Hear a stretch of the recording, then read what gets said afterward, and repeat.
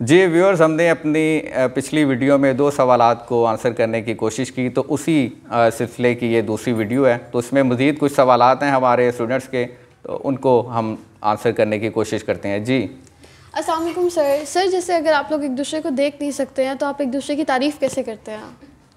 जी again बहुत अच्छा question है आपका। तो जी डॉक्टर साहिबा, आप इसका जवाब पहले दें। आप मुझे देख नहीं सकती लेकिन आप तारीफ़ कैसे करती हैं या किस तरह आपके फिर हाँ मेरी पर्सनैलिटी, मेरा आउटलुक, उसको आप किस तरह अपने माइंड में करती हैं, डिफ़ाइन करती हैं?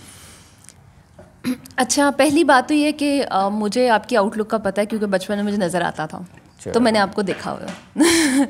दूसरी बात ये कि हम एक दूसरे की तारीफ़ ऐसे करते हैं कि हम एक दूसरे को ओकेजनली ईमेल्स करते हैं और उसमें प्रेज़ करते हैं वो चीज़ें जो हम एक दूसरे के बारे में अच्छा फ़ील करते हैं। We love about each other, जो हम इन्जॉय करते हैं। जैसे मैं इन्हें हमेशा थैंक यू कहती हूँ ईमेल में for everything we share together. तो और इनकी पर्सनैलिटी की मैं तारीफ़ करती हूँ, जैसे कि मुझे लगता है इन जैसा कंपोज और हम्बल इंसान मैंने अपनी ज़िंदगी में नहीं देखा। तो अपेरेंट तो शायद उस तरह तारीफ़ नहीं कर सकते, लेकिन एक दूसरे की ज़ात की तारीफ़ की जा सकती है। और अपेरेंट तारीफ़ की इसलिए ज़रूरत नहीं पड़ती क्योंकि लोग वैसे ही हमें देख के अक्सर व बेशतर कहते रहते हैं कि हम दोनों ही बहुत खूबसूरत हैं। जी अब आप बताएं ना, आप तारीफ़ कैसे करते हैं? नहीं, ये दूसरों के कहने पे तो आप ना जाएं ना। अच्छा। वो तो वैसे भी सबको देख के कह ही देते हैं कभी। नहीं, सबको देख के नहीं कहते, कुछ बेसाख्ता चीज़ें होती हैं जो लोगों अच्छा देखें, इसमें मैं ये कहना चाहूँगा कि आम जो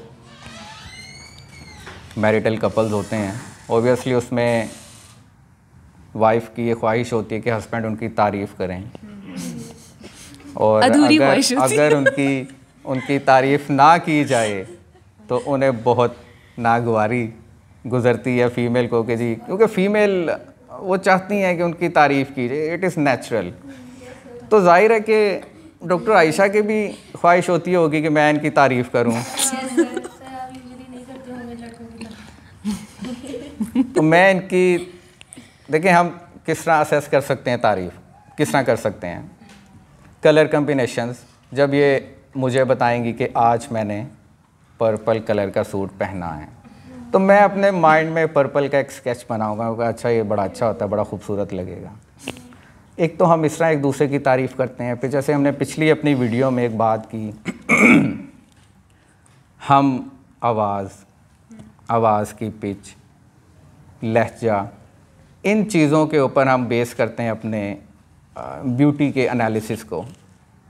दूसरा, हम एक दूसरे को ईमेल के ज़रिए, जैसे आयशा ने कहा, ये आज भी जब कोई ओकेजन होता है, कोई बर्थडे का होता है या वेडिंग एनिवर्सरी होती है, तो we express our views in writing as well. ये शायद आप लोगों को बड़ा यूनिक लगे, लेकिन हम लोग करते हैं ये, इट्स आवर ओन वे। ये नए ज़माने में पुराना अंदाज़ है, यानी ख़त की जगह ईमेल चल रही है। तो हम एक दूसरे को प्रेज़ भी करते हैं, एक दूसरे का थैंक्स भी करते हैं, एक दूसरे की तारीफ़ भी करते हैं। तो मेरा ये ख्याल है कि शायद किसी आम कपल से ज़्यादा हम एक दूसरे की तारीफ़ भी करते हैं, हम एक दूसरे का शुक्रिया भी अदा करते हैं, और हम एक दूसरे से शेयरिंग भी करते हैं। यू नो, जब हम लोग घर जाते हैं यूनिवर्सिटी और कॉलेज से, हम एक एक क्लास की चीज़ आपस में शेयर कर रहे होते हैं कि आज मेरी क्लास में ये हुआ, स्टूडेंट ने ये कहा, मैंने उसे ये कह दिया। जैसे छोटे बच्चे घर जाके एक्साइटेड होके अपनी मदर को बताते हैं ना, जब तक अपनी दिन की रूटीन एक दूसरे से शेयर ना कर लें, हमारे अंदर वो एक बेचैनी सी रहती है कि मैंने ये चीज़ शायद अभी नहीं बताई। आपने हमारा नाम तो वो सुना होगा। जी बेटा, मैंने आप लोगों का नाम, हर क्लास में क्या हुआ, किस क्लास में बच्चों ने कब शोर मचाना शुरू किया, और लड़कियां कहती हैं कि हमारी वैन का टाइम होने वाला है, बस आने पॉइंट, और ये सारा कुछ मैंने बहुत सुना। और कौन सा बच्चा कैसा है नेचर का, ये भी पहुंचता रहा है। तो आगे चलते हैं जी, नेक्स्ट क्वेश्चन। ये देते हैं जी।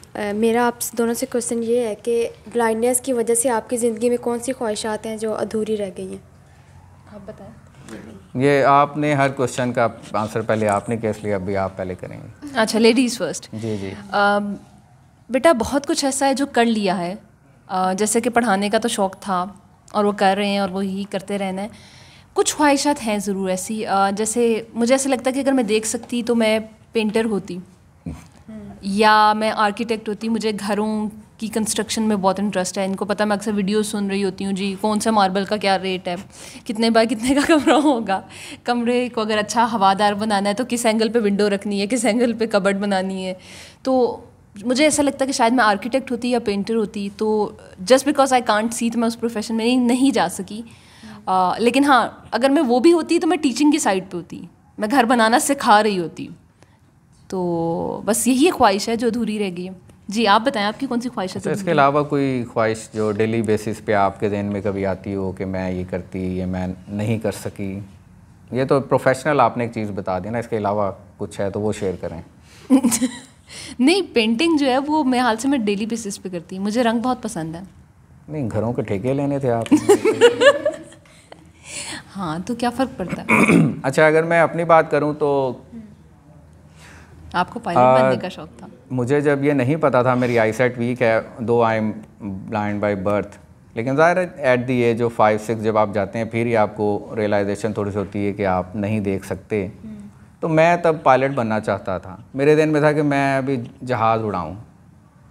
लेकिन जब मेरा एडमिशन हुआ एक स्कूल में और वहाँ पे एक हमारी बहुत ही अजीम टीचर थी, वो मेरा हाथ पकड़ के मुझे लिखना सिखाती थी। उन्हें पता था ज़ाहिर मैं ब्लाइंड हूँ, तो वो मुझे ख़ुद पकड़ के चीज़ें लिखवाती थी। लेकिन जब 1 साल गुजर गया तो उन्होंने घर वालों को कंप्लेंट करना शुरू कर दी कि अब क्लास भी बड़ी आना शुरू हो गई है, तो आप इस बच्चे को किसी ऐसे स्कूल में दाखिल करवाएं जहां इनको पढ़ाने के लिए चीज़ें मौजूद हों। तो फिर मुझे अंदाज़ा होना शुरू हुआ कि नहीं, मैं नहीं बन सकता, मैं तो खुद लिख नहीं सकता, तो पायलट बनना तो बड़ी दूर की बात है। वो एक ऐसी ख्वाहिश है जो मेरा ख्याल है बचपन में ही दम तोड़ गई बड़ी जल्दी। उसके बाद पायलट बनना है भी बहुत बोरिंग काम। हवा में जहाज उड़ाई जाना, ना दाएं कुछ ना बाएं कुछ। नहीं, आप क्या कहना चाह रही हो? वो कुछ नहीं करते? नहीं, वो करते हैं, लेकिन एक बोरिंग काम है, मतलब ड्राइवर ही हुआ। चलें, इसीलिए मैं नहीं बना ना, वो कुदरत को कुछ और मंजूर था। ऐसा ही। तो उसके बाद टीचिंग पे के प्रोफेशन में मैं आ गया और मुझे लगता है कि मैं अच्छा टीचर बन सकता था और मैं टीचिंग में शायद बेहतर कर रहा हूँ। और एडमिनिस्ट्रेटिवली अगर मैं कुछ आईसेट होती भी तो शायद मैं वो बेहतर ना कर पाता। I am doing what I believe I can do best. और वो ज़ाहिर है वक्त साबित करता है कि आप वो चीज़ कितनी अच्छी कर रहे हैं, वो स्टूडेंट्स की फ़ीडबैक से चीज़ें पता चल जाती हैं। तो इसलिए मुझे ये लगता है कि कोई ऐसी मेजर चीज़ अभी ज़िंदगी में नहीं है जिसकी ख्वाहिश हो कि वो हम नहीं कर पा रहे ब्लाइंडनेस की वजह से।